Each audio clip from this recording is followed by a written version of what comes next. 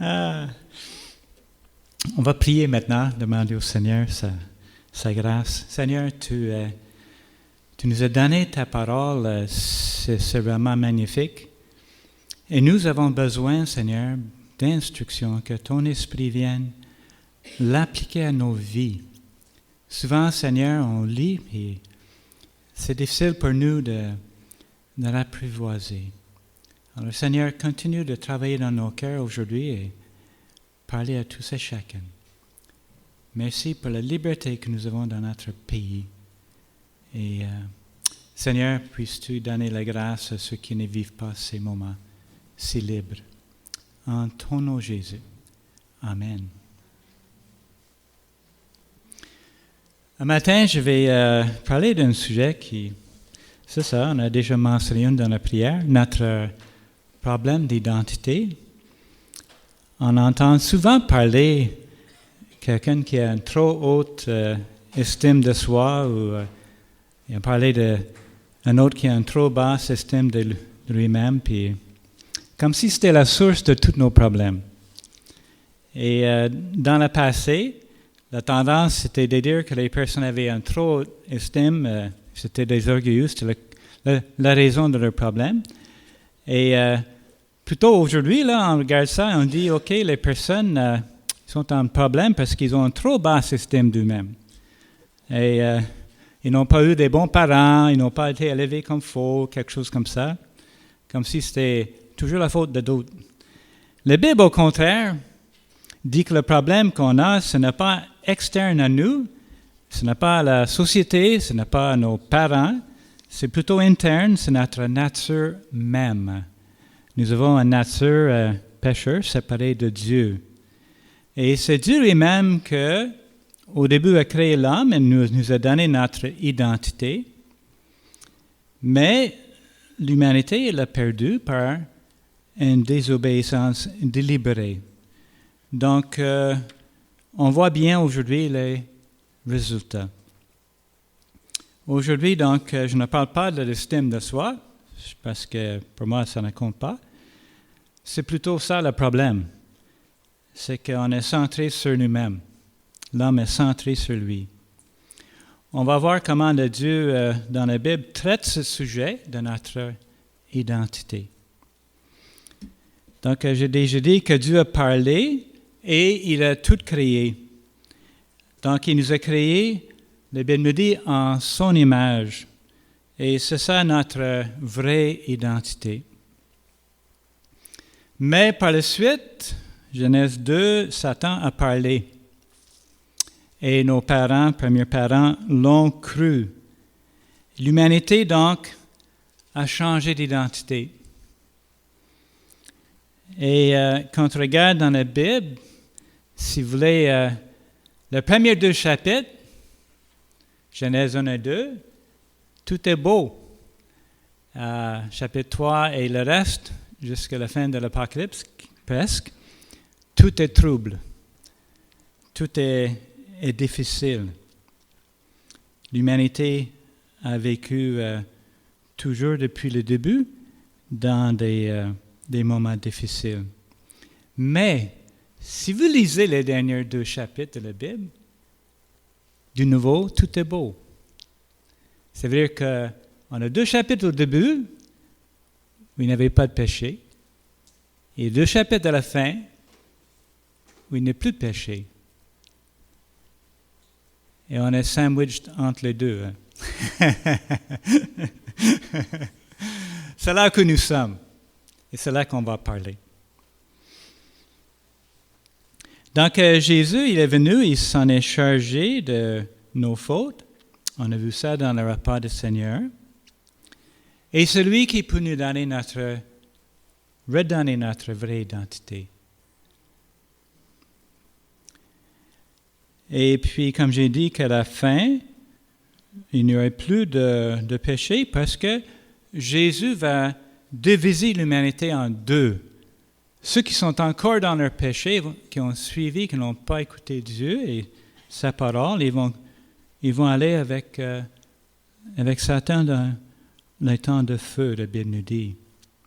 Ce n'est pas un sujet qu'on prêche avec gaieté. Mais parce que Jésus est venu, ceux qui l'ont reçu, qui ont reçu le pardon de leurs péchés, ils ont retrouvé la nature sans péché que Jésus nous accorde, un cœur renouvelé, et on devient donc capable d'entrer dans la présence glorieuse de Dieu pour l'éternité. Donc, on peut dire que bientôt, on ne parlera plus de problèmes d'identité. Ça va être fini. Donc, j'ai hâte à cette journée-là. Donc, on va regarder en détail ces points-là. La première, que Dieu a parlé et a tout créé. Et comment est-ce que c'était au début d'être créé à l'image de Dieu? Qu'est-ce que la Bible nous dit au sujet de ça? Ben, quand il avait créé le premier chapitre, il parle de sa création. Il disait tout était bon. Et quand il a donné le commentaire sur la création de l'homme, Dieu dit que c'était très bon. Alors, je ne sais pas, là, c'est comme notre repas. Des fois, on dit, OK, la première partie, c'est bon, mais le dessert, c'est très bon. Donc, l'homme était comme le cerise, le dessert de Dieu. Il a créé quelque chose de vraiment, imaginez ça, là, que tout était superbe. Donc, Genèse 2 nous donne un peu plus de détails de cette image de Dieu. Et surtout, j'aime la partie qui décrit la création de la femme. Je trouve que c'est très bon. L'Éternel Dieu forma une femme à partir de la côte qu'il avait prise de l'homme et il l'amena vers l'homme.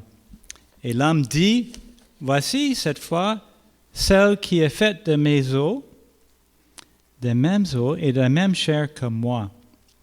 On l'appellera femme parce qu'elle a été tirée de l'homme.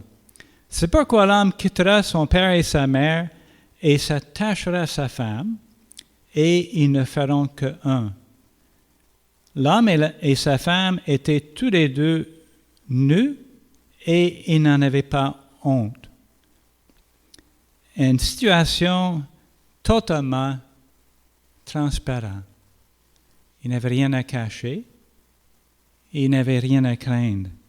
Donc, dans un tel paradis, malheureusement, ça n'a pas duré, mais imaginez quelle situation de vivre c'était tellement beau ce qu'ils ont vécu. Et c'est ça que Dieu est. Il est sans péché et au ciel, c'est la joie, c'est la paix. Et Dieu, il n'a pas de problème d'identité. Mais nous, souvent, on se trouve être ça fait mal en dedans des fois, nos péchés, puis la convoitise, n'importe quoi. Donc, imagine, eux autres, ils n'avaient pas de compétition, de conflit, ils n'avaient pas de convoitise, ils n'avaient pas des paroles blessantes, ils n'avaient aucune pensée autre que ce que Dieu est. Donc, sans péché, c'était quelque chose. Les deux étaient libres pour aimer Dieu puis s'aimer l'un et de l'autre. Et ça, c'est important. Parce que la Bible nous dit que Dieu est amour. Alors, ce qui se produit dans nos cœurs quand ce n'est pas l'amour, quand on est en colère, on a un bébite, puis quand on... ça ne vient pas de Dieu. Maintenant, la colère pressée, c'est pas mal. Jésus était en colère contre ceux qui déshonoraient le temple de son Père. Et donc, il a défendu la place sainte que Dieu avait donnée pour que l'homme pouvait s'approcher de lui. Une place de prière, et Dieu, il désire qu'on s'approche de lui. On a vu aussi que Satan a parlé à nos premiers parents, ils l'ont cru, et ils ont suivi Satan. C'est pourquoi je dis que l'humanité, en quelque part, en désobéissant à leur Créateur, il a été plus dans l'identité originale que Dieu lui avait donnée, à l'image de Dieu. La Bible dit que nous avons, depuis ce temps-là, une nature rebelle à Dieu. Et là, on trouve ça à plusieurs reprises dans le Nouveau Testament. Il donne des détails. Jésus, quand il parlait avec les Juifs en Jean 8, et qu'eux, ils se disaient, nous avons Abraham pour père, parce qu'Abraham était le premier croyant. Jésus dit, si Abraham était votre père, vous m'aimerez parce que je viens de Dieu. Abraham n'a pas fait ce que vous voulez faire, vous voulez me tuer parce que j'ai dit la vérité. Alors, ils ont essayé de faire taire Jésus et dit, nous avons Dieu comme père.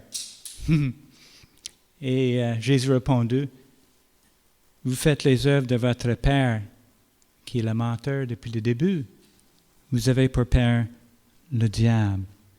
Et l'apôtre Paul a dit ça, la même chose, en Éphésiens 2, versets 1 et 2, quand il dit, nous étions tous de la même nature. On était des enfants rebelles. On a suivi la rébellion de Satan. Donc, tout le monde entre avec une nature qui est centrée sur lui-même, non pas sur Dieu, pour satisfaire ses besoins. Et on trouve ça aussi dans le texte de 1 Jean. 1 Jean, il nous dit au chapitre, laisse-moi voir, chapitre 5 et le verset 19. Non, je vais lire aussi chapitre 3, verset 3. Je pense que les deux, ils se complètent. Donc, 1 Jean, chapitre 3 et verset 3.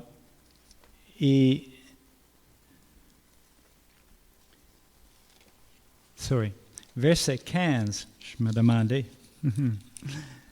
Chapitre 3 et verset 15, il nous dit ceci.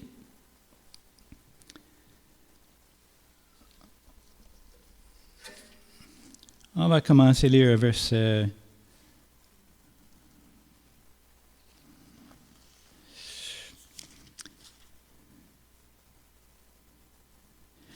10. Il dit, verset 9 complète, il dit, quiconque est né de Dieu ne pratique pas le péché. Donc ici, il parle de quelqu'un qui a retrouvé sa vraie nature en Christ. OK? Quiconque est né de Dieu, qui possède la nature, donc il est à l'image de Dieu et à son identité, il ne pratique pas le péché parce que la semence de Dieu demeure en lui. Et il ne peut pas pécher, et le terme est littéralement, il ne peut pas continuer dans le péché, dans ça, parce qu'il est né de Dieu. Pourquoi est-ce qu'une personne ne pêche pas? C'est à cause de sa nature, la nature de Dieu en lui. C'est pas parce qu'il est meilleur qu'un autre, parce qu'il avait une bonne éducation, puis il a eu les bons parents. Non. Ici, c'est clair. Ce que Dieu fait de nous un enfant de Dieu, par son esprit. Et au verset 10, c'est à cela qu'on reconnaît les enfants de Dieu et les enfants de qui? Du diable. Celui qui ne pratique pas la justice n'est pas de Dieu, tout comme celui qui n'aime pas son frère. Et on peut lire aussi au chapitre 5 et verset 19. Nous savons que nous sommes de Dieu et que le monde entier est sous la puissance du mal. Et nous savons aussi que le Fils de Dieu est venu et nous a donné l'intelligence pour connaître le vrai Dieu. Et nous sommes unis au vrai Dieu si nous sommes unis à son Fils Jésus-Christ, celui qui est le vrai Dieu et la vie éternelle. Celui qui nous libère pour nous donner une identité que Dieu voulait pour nous au début. C'est en Jésus que j'ai retrouvé cette identité il y a 50 ans. Et de reconnaître moi-même comme pécheur, centré sur moi-même, moi j'avais des blessures émotionnelles profondes. Et je réalise maintenant qu'en grandissant, j'ai tout fait pour faire une identité. J'avais un double problème d'identité, le péché parce que j'étais pécheur à l'origine. Et là, en plus, j'ai grandi sans un père. Donc, j'étais blessé émotionnellement de cela. Ma mère me lisait des livres d'enfants. Des histoires d'enfants, vous avez sûrement eu à votre tour. Et mon préféré, c'était un livre qui s'appelait Kiko. Kiko. C'était un jeune garçon amérindien qui voulait être grand comme les hommes chefs de sa tribu. Il portait des chefs des hommes portaient des tribus quand ils faisaient des cérémonies, j'imagine, des plumes sur la tête. Donc, ce petit bonhomme, il est parti à la chasse des plumes d'aigle. Et je vous fais grâce de le reste de l'histoire, tu pouvais imaginer, là. Et même moi, j'ai bien compris, là, fallait faire quelque chose dans la vie, hein, bâtir son identité. Donc, moi, c'était pas facile. J'étais le bébé de la famille, en plus. J'étais très timide. Alors, ça ne laissait pas grande possibilité. Mais j'ai décidé, ou j'ai vu plutôt, que gagner quand on jouait aux cartes à la maison, les choses de même, de société, des jeux de société, que c'est très valorisant. Alors, moi, avec le temps, je suis devenu très habile pour compétitionner et gagner. Le seul problème, c'est qu'on ne gagne pas toujours. Alors, je n'étais pas content quand je perdais. Donc, mon identité était comme dents de scie. Mais être très conscient de soi-même et essayer de bâtir une identité, ça nous laisse toujours les parties difficiles. Là. La honte fait partie de la vie. Donc, j'étais très conscient de moi-même, trop. Et je me comparais aux autres. Qui allait me sauver de ce malheur? Hein? Voilà. Beaucoup de gens ont vécu différemment que moi. Peut-être que vous avez vécu une bonne enfance et vous avez vu une valeur qui vous a été accordée dès le début. Mais là, vous êtes devenu comme moi, conscient que ça ne suffit pas pour Dieu, que Dieu, dans sa grâce, est venu pour régler notre problème d'identité. Donc, voilà, aujourd'hui, quels sont les signes de quelqu'un qui manque de cette identité, qui a un problème? Alors, il y a certainement beaucoup de gens qui ont la crainte, la peur d'être, d'être découvert comme étant inadéquat. La peur de ne pas être stupide, donc ils ne se parlent pas trop. Il y a d'autres qui, leur situation, qui ne contrôlent pas, ça leur fait du mal, donc ils vont tout faire, contrôler, dominer. Puis d'autres gens sont critiques, ne peuvent pas supporter des gens qui font des erreurs autour d'eux.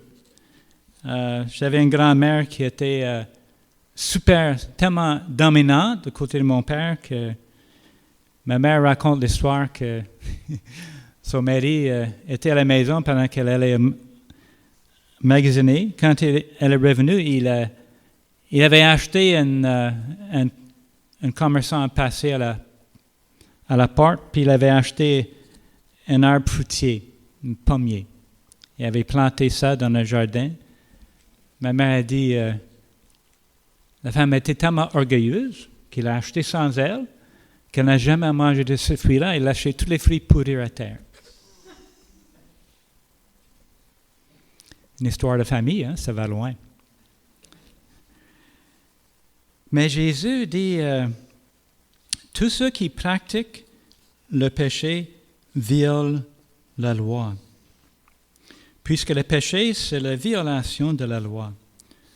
Or, vous savez, Jésus est apparu pour enlever nos péchés et il n'y a pas de péché en lui. 1 Jean 3, versets 4 et 5. Donc, si notre problème, c'est le péché, notre nature de péché, la culpabilité, la honte et tout ce que vous voulez, Jésus s'en est chargé à la croix. Alors, lui qui est maintenant sans péché, il nous attend. Il nous attend, nous, pour nous pardonner, pour nous blanchir de nos péchés. Et c'est là que le problème d'identité, heureusement, est résolu. Donc, Jésus, quand il est venu et qu'il a vécu avec nous les pécheurs, on voit comment il les aimait. Est-ce que vous pouvez me dire une fois dans la vie où Jésus a refusé un pécheur qui reconnaissait ses péchés? Il a blasté les orgueilleux des pharisiens et tout, là, mais est-ce que vous pouvez me donner un exemple d'une fois que Jésus a refusé un pécheur qui est venu à lui?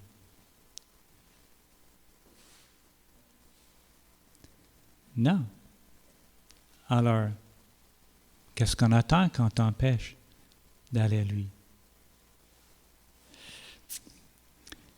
Souvent, c'est difficile à identifier. On a bâti une fausse identité autour de quelque chose. On a fait ça assez longtemps. Et c'est ça, au lieu de bâtir sur Christ, on bâtit sur une fausse estime de soi. Et on a centré sur nous, on a centré sur nos douleurs, au lieu de bâtir sur Christ et le pardon. Bâtir notre vie sur sa grâce. On reste un peu sur la loi. Donc oui, la Bible est pleine d'espoir. Et c'est là qu'on rencontre Dieu. Mais pour le faire, il faut appliquer sa parole à nos cœurs. Dieu est plein d'amour pour nous et il veut nous donner notre pleine identité, notre identité en Christ. Et moi, je dis toujours que on a un Dieu qui est gracieux, un Dieu qui est un gentleman qui ne bouscule pas. Pourquoi est-ce que je dis ça? Parce que ça m'a pris jusqu'en 2011, 2012 pour vraiment identifier les racines de certains péchés, de comparer, de vouloir bien paraître, de plaire, puis tout et tout. Alors Dieu, gracieusement, m'a montré que je valorisais ma position de pasteur quand j'étais à Waterloo pour avoir une identité que mon père ne m'avait pas donnée. Et quand j'ai vu ça, là, j'ai appliqué la parole à ma vie pendant l'été et Dieu m'a donné une identité comme j'étais supposé avoir en Christ. Et vous savez, ça m'a enlevé tout un fardeau. Ça m'a fait tellement de bien, ça n'a aucun sens. D'ailleurs, l'église qui a fermé à Waterloo, là, c'est moi qui ai prêché le dernier message. Et j'étais complètement libre. De dire qu'après 8 ans, l'église ferme et tout, auparavant, ça a été une chose insupportable pour moi. Mais la grâce de Dieu était telle que j'étais dans la joie de voir que l'église fermait. Non pas parce que j'aimais pas voir les gens sauvés et tout, mais parce que je voyais que c'était la volonté de mon Père. Et moi, je n'étais pas démoli par ça. Ah, OK, oui, le bâtiment. Et le bâtiment a servi ici, hein? C'est merveilleux, ça c'est... Alors, Dieu est plein d'amour pour nous, les pécheurs. Il était pour moi, en tout cas. Et donc, heureusement, pour chacun de nous, c'est jamais trop tard d'aller à Dieu et œuvrer, ouvrir nos cœurs, laisser Dieu faire l'œuvre et rencontrer Dieu là où ça fait mal. Il y a des gens qui vont fuir cette réalité-là. Ils vont fuir ça. Et malheureusement, Dieu est là, patient. Il nous a fait renaître à son image et il veut qu'on porte pleinement ça. Là. Il veut le polir, là, et il va me polir encore jusqu'à la fin de mes jours. Donc, l'apôtre Paul affirme ceci en 1 Timothée 1,15. Cette parole est certaine et digne d'être acceptée sans réserve. Jésus-Christ est venu dans le monde pour sauver des pécheurs. Je suis moi-même le premier. Ouch! Hey, moi là, je n'étais pas prêt à dire ça avant. Là. Moi, le premier, là. Non. Mais maintenant, je suis le premier, en tout cas le premier concerné. Donc, on est tellement vite pour voir le péché des autres, mais souvent pour nous-mêmes, on présente le meilleur côté. C'est pourquoi d'ailleurs j'ai eu tellement de travail depuis 10 ans avec les cœur à cœur. Parce que le couple se marie, il ne voit pas. On a les lunettes roses. Moi, j'avais les lunettes roses. Tellement roses, là, je ne voyais pas les douleurs de mon épouse. Ça a pris 3 ans avant que je les voie, là. On faisait le cœur, un test de tempérament, puis on voyait nos problèmes avec ça, là. Dieu est gracieux pour les couples. Hein? J'ai vu tellement de couples que le Seigneur a béni, là. Alors, c'est merveilleux de voir que Dieu peut bénir, même si on a des problèmes. Alors, par l'expérience de l'apôtre Paul, il a dit ceci. Sans réserve, il dit absolument, parce qu'il dit, je suis reconnaissant envers celui qui m'a fortifié. Ça, c'est au chapitre Timothée toujours, chapitre 1, et verset 12. Il dit, je suis reconnaissant envers celui qui m'a fortifié, Jésus-Christ, notre Seigneur. Il a vécu les deux côtés. Lui qui était le premier, comme il dit, le pécheur qui était le persécuté l'Église incroyablement dans les actes, est devenu le principal apôtre que Jésus avait choisi pour aller annoncer l'Évangile. Alors ça, c'est la force de ce que Dieu fait. Il peut prendre ce qui est de la pire et l'utiliser pour sa gloire. Et peut-être vous dites, bon, c'est moi aussi, ça? Oui, Dieu prend ce qui est en nous, qui des fois est notre plus grand défaut, et il peut tourner ça sur sa tête et utiliser ça pour sa gloire. Est-ce que vous luttez avec quelque chose? Vous n'avez pas besoin de répondre, vous savez. Est-ce que Dieu peut servir pour sa gloire?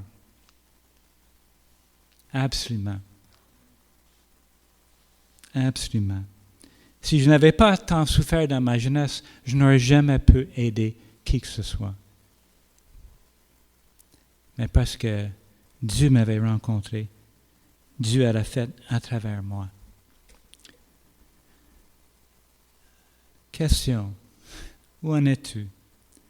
As-tu reçu ta vraie identité en Jésus-Christ? Est-ce que vous pouvez dire, comme l'apôtre Jean, nous sommes des enfants de Dieu. Pourquoi? Parce que Dieu a fait ça. Il nous a transformés en son image. Comment est-ce qu'on peut être libéré si on a un problème d'identité? Voici, Jésus est venu, criez Jésus, criez à Jésus, il te sauve de tes péchés. Attachez-vous à sa parole pour connaître sa volonté. Et il va témoigner à votre esprit que vous êtes son enfant. Confessez tous les faux semblants d'identité qu'on se donne. Hein, à fur et à mesure, on se donne des choses pour plutôt être en train de vivre le jour avec Dieu, rempli de son esprit. Il nous communique son amour à fur et à mesure qu'on a besoin. Sa grâce, tout est là en Jésus.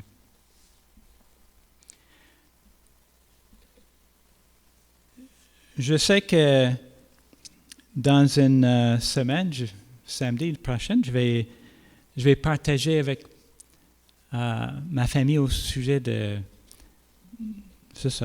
mémorial pour ma mère.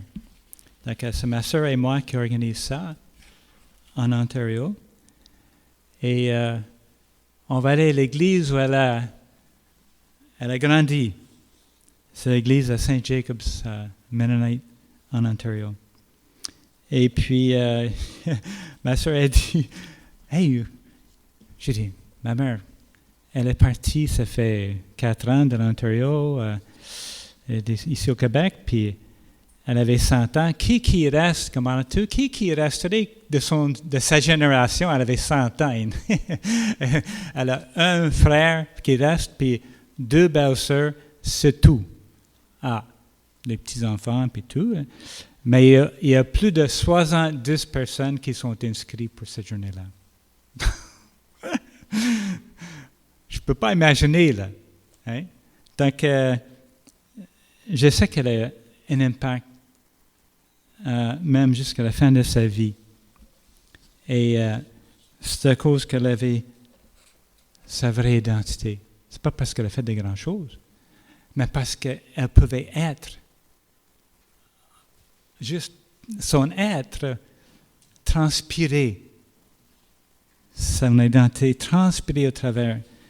Ma mère était tout ça dans sa chambre. Je lui dis, il fallait le voir là. Toute la journée assis, elle dit, je peux voir dehors la création de Dieu. J'ai dit, je peux te donner, mettre une télévision, quelque chose. Non, elle ne voulait rien savoir de ça.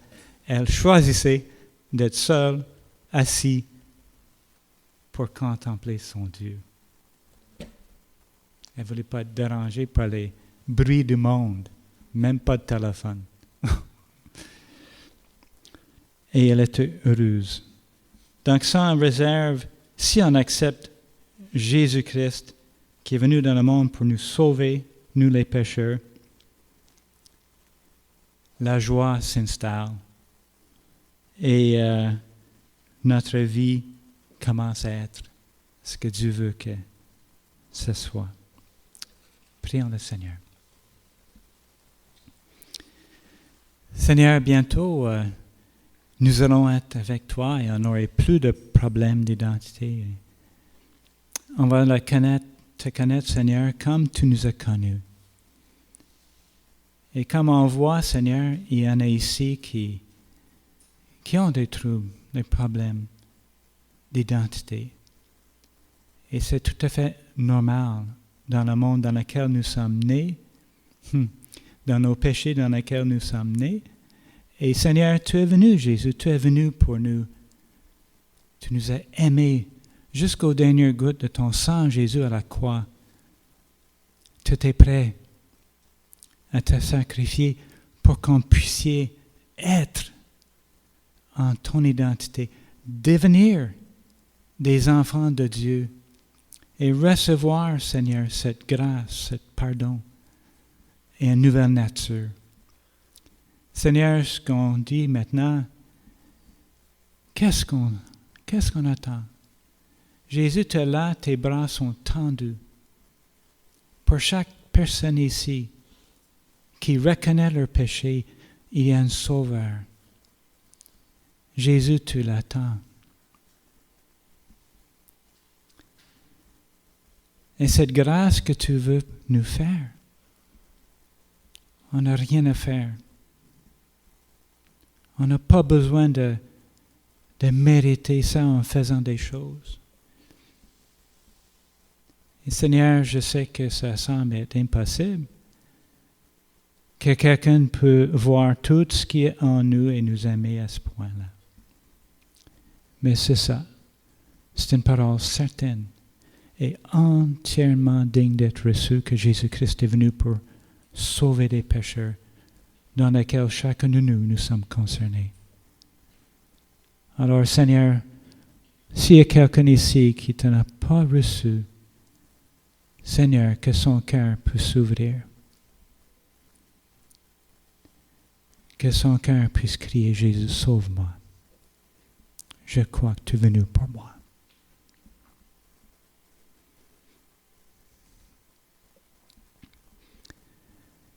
Et merci Jésus que tu es patient.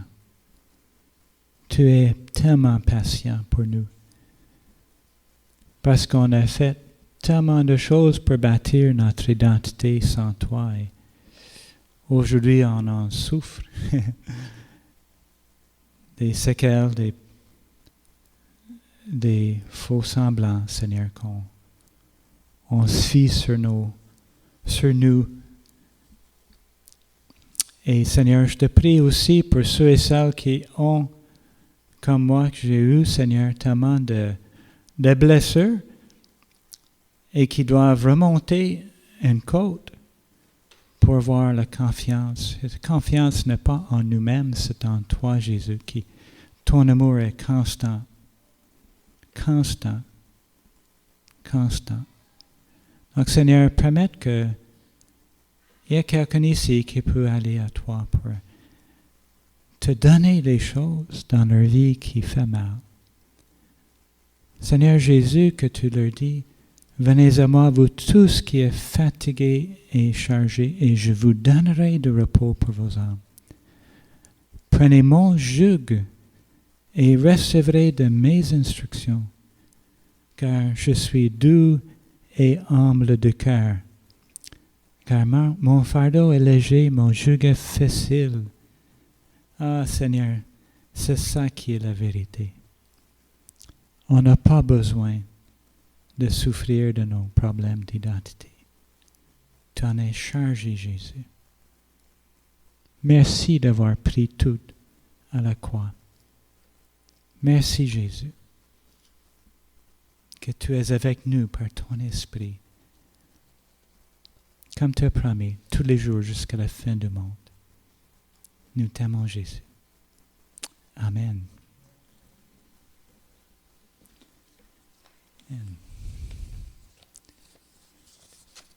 Il y a peut-être si quelqu'un aurait